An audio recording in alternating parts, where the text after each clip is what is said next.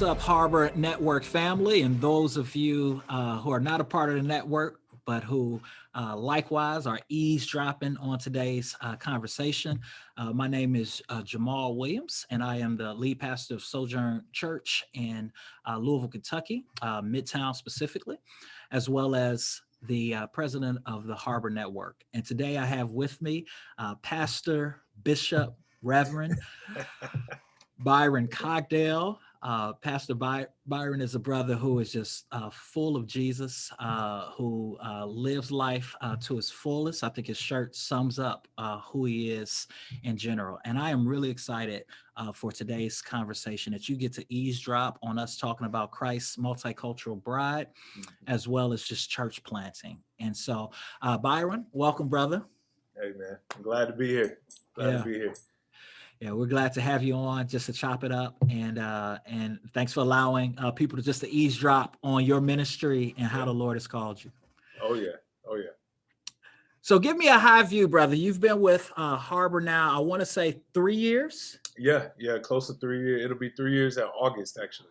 Wow. Yeah, 3 years in August. But I came to my first retreat 3 years ago in April. So actually around this time, 3 years ago. Yeah. Wow, that's what's up. And so give me a high view right now. Just tell us about your family and about the church that the Lord has called you to plant. Yeah. So again, my name is Byron, and I am married to Kimyata. And Kimyata and we were just talking about this. We've known each other now for 13 years, but we've been married for 8 years. And we have 2 children. We have Parker, who is our son, and he's 8. And then we have Robin, who is 5. Wow. And she is she's the firecracker of the family. If you follow me on social media, you probably already know Robin. She has like a little social media thing we do called Robin's Room. It's adorable, man. Yeah. So yeah, man, we enjoy. We're a cool little family. 2 of us are introverts, and 2 of us are extroverts. I'll let y'all determine which 2 That's right. are introverts and extroverts. But yeah, man, and we've been in the Daytona Beach area. What's funny is my wife and I both moved here at the same time. We didn't know each other for another 2.5 years. So we both moved here in 2006. Wow. I was attending school in 2006, and she was coming to attend grad school. And then she and I met in 2008, somewhere around that time. And we've kind of settled in. This is home for us. I'm originally from Fayetteville, North Carolina, and she's from Whiteville, Tennessee, right outside of Memphis, West 10. And we've been down here for 15 years now. So this is home for us. And so what college did you all attend and meet at? Yeah. So I attended the great Bethune-Cookman University, founded by Dr. Mary McLeod Bethune herself. In 1904, and my wife attended Tennessee Tech University, but she came down here to start at Palmer Chiropractor College, and she actually didn't like it. She moved down here, didn't like it, so she moved away from that and kind of got into the workforce. But she was a practicing chemist for some years, so she's a little bit older than I am, and we're both a part of Black Greek organizations, so that's kind of how we met through those organizations. All right, man. Tell me which ones you're a part of. Tell me which one of the divine you're a part of. So I pledged the oldest and the coldest fraternity that's out there, Alpha Phi Alpha Fraternity Incorporated. I'll let people do their Googles on that. That's right. Yeah. Well, my father-in-law, I can hear him right now doing y'all's signal and chanting all your brotherhood stuff. So he'll be glad to hear this, man. Yeah. And my wife is a AK, so she's Alpha Kappa Alpha. So we're kind of like brother and sister organization. Yeah, absolutely. So as you came down to go to college, did you come down as a believer? And how did your journey to planning a church kind of begin? Yeah, I think I would have told you that I was a believer when I came down, but looking back on it, I don't think I was. So I kind of grew up, and my wife and I were talking about this the other day. Like, I had the most normal childhood, which I hate saying that, but I had a pretty normal childhood. I had believing parents. We went to church, like I was involved in sports and music and all that type stuff. But one thing is like, I've heard people's story and they say like, I hated church growing up, but I had to go. I loved church growing up. Like I absolutely loved it. Like in the black church, like me too, man. It's interactive. It's interactive. So you're not just there. Like they're asking you to be a usher by the time you're 9 or 10. That's right. You're a part of the choir. If you can sing in any capacity, way, man. Yeah, any capacity. If you can play the drums or like the keyboard, they're like, yo, come on. And then we did these things called oratorical contests. So it's essentially like preaching. Yeah. But they give you like 7 minutes, and I love that because I am all things creative. I love, and then I'm an expressive person. So church was like cool for me. Yeah. But I didn't know Jesus, and I wasn't following Jesus. Yeah. I just liked what you could do in church. Right. So when I got to college, I just never really got plugged in with the church because I realized like I didn't have to go. And the things I liked about church, I could do that elsewhere. I could join a club or a fraternity or be involved with certain things that would afford me those same opportunities. And didn't even pay, like I had no radar for Jesus when I was in college. Like I was the typical college student that was partying and joins a fraternity and is on the yard and on campus and just enjoying life. And once I graduated, that kind of got even worse because I got my first career job when I was 23 years old. So I'm right out of college. And like my friends are like getting jobs at Burger King and Best Buy, and I am doing public relations for a hospital at 23 years old. Wow. And I get a salary for the first time in my life, and I have a condo apartment, and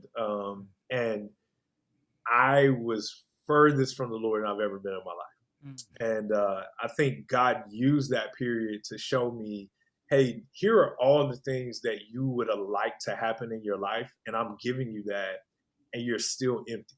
Yeah. Like you are immensely empty. And my conversion happened sitting on my couch on a Monday night. I was watching, my regular routine on Mondays was watch wrestling and eat a pizza and overdrink at that time. And I didn't even get to the drinking part. I just eat. We're not talking about H2O, right?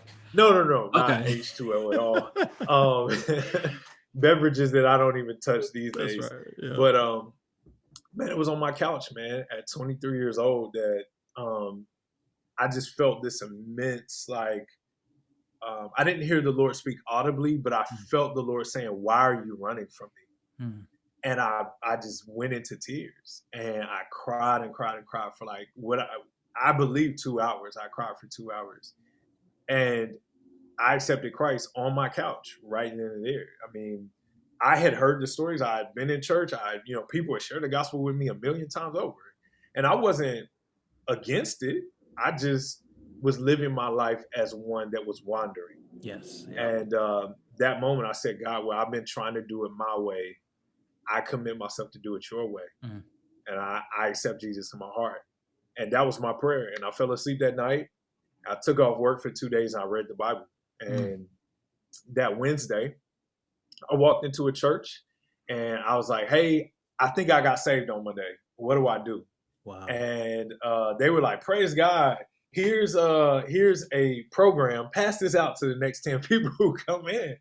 And I just was so happy to just be in the church. Yeah. And to feel like I had value in my life and a true identity at that time that I just went after it. And that I never stopped from that moment. Yeah. So I felt like I had lost so much time that I had to go hard. So I signed up for every ministry. I signed up for every event that was going on. I was baptized right away. Like anything and everything I could do, I did it because I felt like I owed God that. Yeah. There was one point where I was giving my testimony. I said, I did everything I could for the devil, so I want to do everything I can for God. That's right, man. So, that's right. I kind of hit the ground running, and not too long after that, I kind of felt a strong call to ministry. Yeah. Not pastoral ministry, but just like I wanted to give my life over to serving the body and serving God. Yeah. Man, that's a powerful story, brother. Powerful. And so were you and your wife, were you guys talking at the time? Were y'all in a relationship? Because you all have been together for a while, so it seems like y'all would have Yeah. been started So talking. we And so yeah, we weren't together at that time. okay, That's an interesting thing. So a year prior to me getting that job at 23, so around 22, um, she would tell you that she was cheating on me with God, mm, right? So the Lord was drawing her heart at that mm, time, and the Lord literally pulled us apart, yeah, literally pulled us apart. yeah, And she was being obedient to Jesus, and that made me not want to follow Jesus even more. mm, So we split apart in 2011, 2012. Actually, it was January 1st, so we're going into 2012. yeah, And she began her own journey, and we didn't talk, we didn't communicate, we mm, didn't have a relationship like that during that time. And in the time we were apart, the Lord was working on my heart, and then I come to faith, and then there was still another 6 or 7 months before we had our first real conversation again. man, And there was some hurt there. There was some things that we had to like address, and I had to address as a new man, a new creation, having a new identity. And by God's grace, we were able to become friends. And a few months later, we started dating again. And a few months after that, we were engaged. And by the end of that year, we were married. and that's incredible. And what I love about your story, man, as I see in your story, we very similar. I grew up in the Black church. And just loved going to church, loved sitting under the preaching, Yep. and watching the pastor tune up towards the end and just everything about it. It was a Oh yeah. culture, right? And then, but there does come a point when you get older, when the rubber hits the road, you realize, like, man, I need a relationship with the Lord, not just to be Right. church, or not just to be religion, Right. not just religion.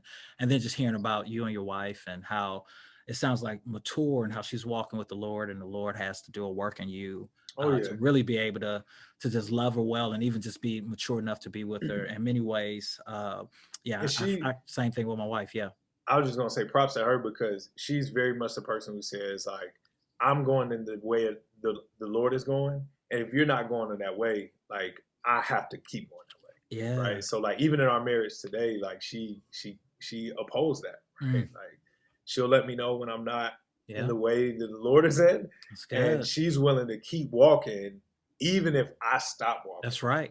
I need that, Oh that yeah, that's a powerful evangelistic tool it that God is. is using in our marriage. So It is, man. Likewise, brother. Tell people, like my wife, she's younger than me. And we started campus ministry. I was doing campus ministry when we met, but immediately, I think she was 18 at the time, and I was 20, maybe 21. But immediately, I just realized she was one of the most mature women I have ever met. And, yeah, I was afraid, even though once I sensed that the Lord was calling me to date her, to even just to pursue her, because I'm like, man, I got to step my game up. And here I am leading InterVarsity Christian Fellowship on campus, thinking like yeah, I got to step my game up. And that's beautiful when you have those checkpoints. And it's like, yeah, whether I'm following Jesus or not, she's going to go hard after him. right, So, man, so that brings up an interesting conversation, right? Or thought in that you're planning yeah, this church, Identity Church. yeah. And one thing I love about watching you all online and just hearing your story, she's in the thick of it with you, right? Oh yeah, So how did that first come about, planning Identity Church, and how yeah, have you all just worked together in planning this church? yeah. So it came about with I think a lot of church planners, we have a hunger and a thirst Yeah. for um, a certain type of church that we desire, but we also like see it Mm, in the scriptures, right? So um, we always kind of felt incomplete in some places that we were in. And we went from a church that was extremely diverse, but did not have the discipleship components and even the Bible-based components to going to a really, really Bible-based church that was not diverse and also didn't have like the excitement. The spirit wasn't moving in that way. You know what I'm saying? And we began in probably 2013, 14, dreaming of, hey, what if we like could have both of those things? Like, what if we could have a spiritually vibrant church that loved discipleship, loved the word of God, preached the gospel weekly? Like, I'm talking about all the time. Like, this is the overflow of who we are as a church, but also we're diverse because our city is wildly diverse. Our city is the most diverse city in our zip code. So we began like just thinking of that and like, how come we can't have both? Like, because the more diverse churches tended to be out of the place where we were theologically. And then the places where we were theologically were kind of not diverse at all, right? So we just started praying for that. And we looked and we searched and we were willing to even drive to like surrounding cities. But what happened while we were doing that is the Lord also gave us a huge burden for our city, right? So there was this one time we were going to drive about an hour to Orlando to go to a diverse church there. And when we got on the highway, we were like, we shouldn't have to do that. Like, we should not have to drive an hour to get to a diverse, Bible-believing, disciple-making church. Come on, because brother. It's right here in the scripture. Like, this is not a new novel idea. This is something that's right here that we've been doing since the inception of the church. Come on. And I think the passion and the desire, along with our love just for the Big C church, is what thrusted us into this idea of church planting. So around 13, 14, 15, there were some church planting organizations that were really, really popular at the time. There was a lot of content coming out about church planting. I come from a historic Black church. We don't talk about church planting. We just yo, the associate minister is going to start his own church split, really. Church split. So I ferociously started eating up all the stuff about church planting. I started seeing it in scripture. And I, somewhere between 13 and 14, I just remember saying to my wife, yo, I think God is calling us to plant a church. And I think he's calling us to plant the church that we want to attend. Right. Which is, hey, for church planters, like, you should never want to plant a church that you don't want to attend. Right. Like, that's a huge calling card. But we started just praying right there, and we never thought about pastoring that church. We actually, like, I thought I was a little bit more apostolic, and I was going to be like Paul. I'm like, yo, I'm just going to get it set up. We're going to bring a person in. They're going to lead it, somebody who has a shepherd's heart. And then the Lord just started pulling at my heart about how much I just love and care for people, and love and care for this city. I am a different type of church planter in saying that I don't want to plant a church anywhere but Daytona. Like, it's not like I'm just entrepreneurial and I just have this church planting bug and I just want to plant churches, all kinds of places. I do want churches to be planted in all kinds of places. But I feel like God has called me to plant a church in Daytona Beach, in the specific part of town that we are in.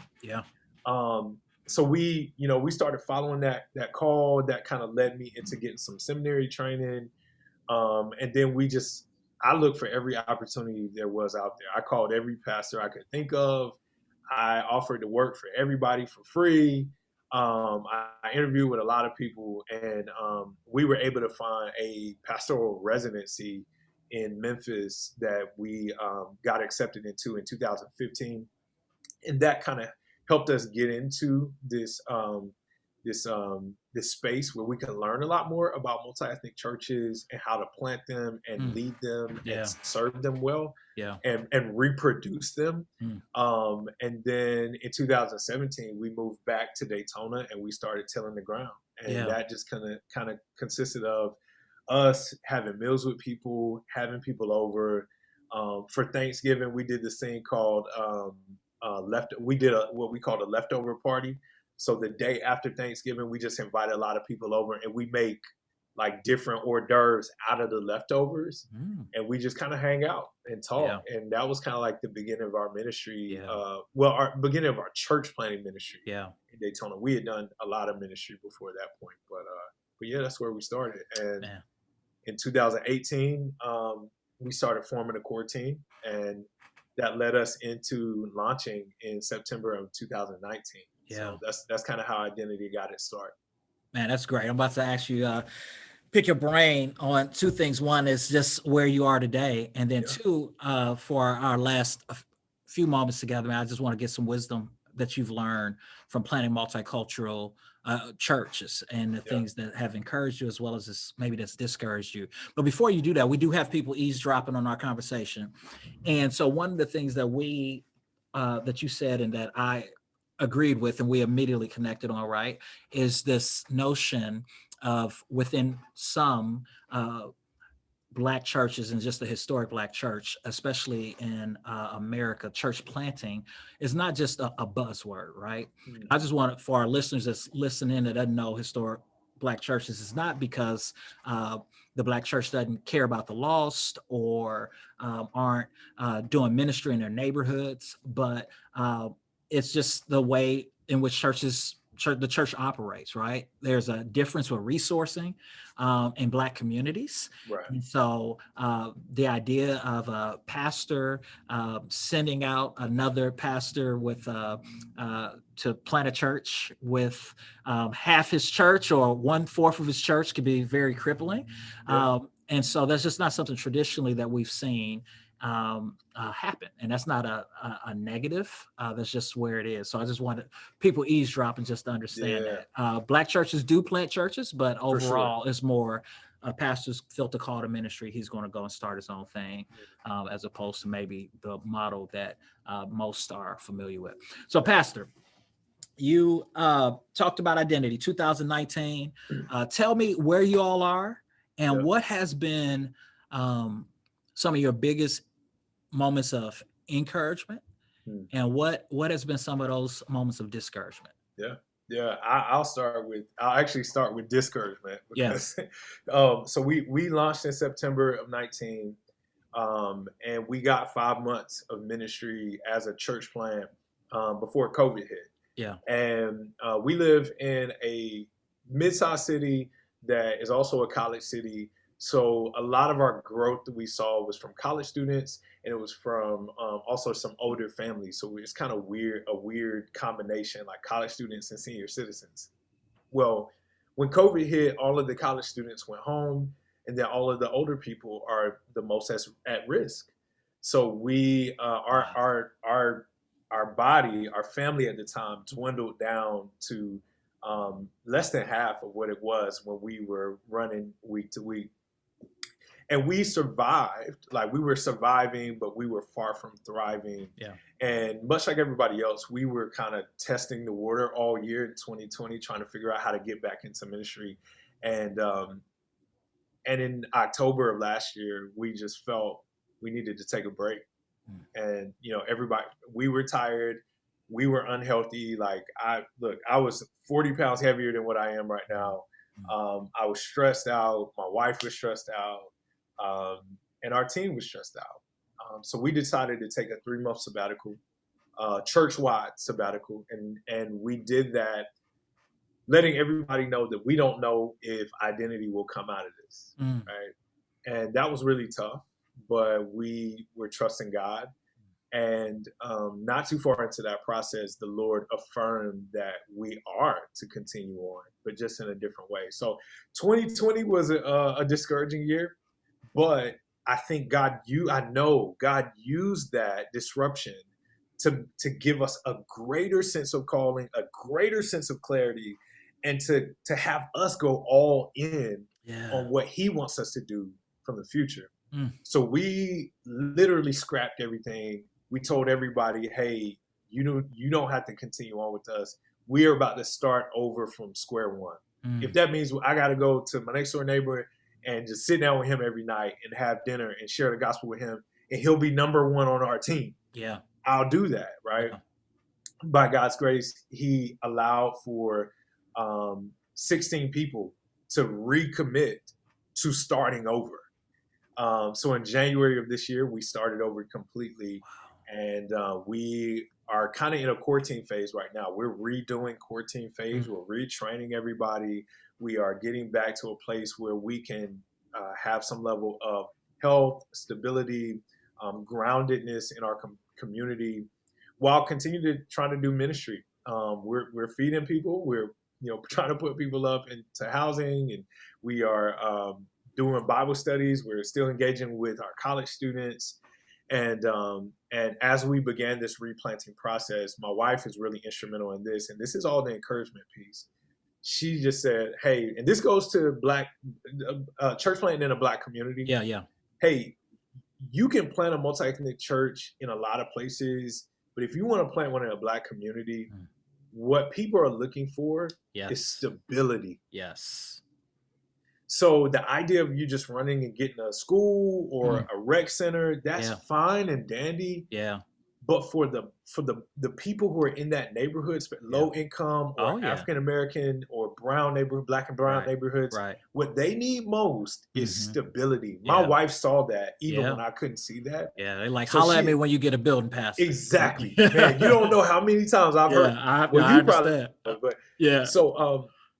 so we began praying for a full-time place, a permanent place that people could come to throughout the week. They knew we were going to be there. And we had been praying, but my wife felt like in this new season that God was going to deliver it. Yeah. About a month into us replanting, God led us to a space that is large enough for us to have a footprint, a missional footprint in our neighborhood. It's close to the colleges that are there. It's close to the historic area that's there. It's ground that we've already been tilling, but there just hadn't been an opportunity for us to move into that space. So I'm not going to go into a full length plug, but I will say it's a place that we are calling the Connect. Yes. It's a center where we are creating opportunities near neighborhoods for evangelism, connection, and training. And we're going to house all of our ministries out of that place. We're going to gather and meet there for a season of time until the Lord grows us, because we know He will. And then even when we're not doing Sunday gatherings there, we're going to have our college ministry there. We're going to have our mission Midtown ministries there. We're going to have a lot of ministry. It'll be our missional sending base in that particular community. So we're excited about that. That's given us a lot of life. That's given us a lot of momentum. And we're in the midst of renovating that space, and we're trying to get in that space by the summertime. Yes, sir. Yes, sir. And what we'll do is we will provide a link for you all to learn more about the Connect, as we want to come behind this beautiful church, Identity Church, and help them to have a missional imprint in that community. Brother, you are a gift, man. I'm so grateful that the Lord allowed us to cross paths, that you are in our network. The Lord's hands are on you, and Sister Kenyatta. You all are just doing the thing. And what I love about you is just, man, you're just comfortable to talk to. I can see why people want you to be their pastor, man. I looked at the clock and I'm like, man, it does not feel like we've been talking for 30 minutes. And I got so much more I want to talk. No, it's not. I can listen to you all day, and I'm sure your members feel the same way when you preach, man. So just thank you for being you. We are rooting for you. I pray to hopefully to be able to get down and see what the Lord's doing in Daytona with my own eyes. So thank y'all for eavesdropping on this conversation. And for those of you who are just meeting Pastor Byron, I know that you were blessed, and we hope to see you soon. God bless you.